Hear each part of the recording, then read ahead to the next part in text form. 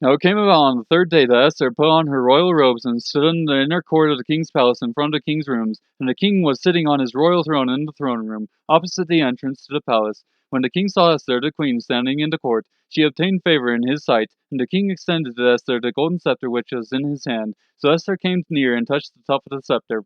Then the king said to her, "What is troubling you, Queen Esther, and what is your request? Even to half of the kingdom it shall be given to you."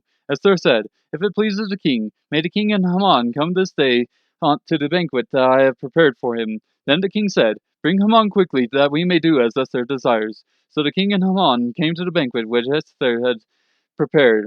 As they drank their wine at the banquet, the king said to Esther, "What is your petition? For it shall be granted to you. And what is your request? Even to half of the kingdom it shall be done." So Esther replied, "My petition and my request is, if I have found favor in the sight of the king, and if it pleases the king to grant my petition and to do what I request, may the king and Haman come to the banquet which I will prepare for them, and tomorrow I will do as the king says."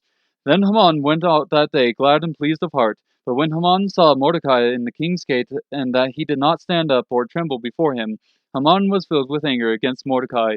Haman controlled himself, however, went to his house and sent for his friends and his wife Zeresh.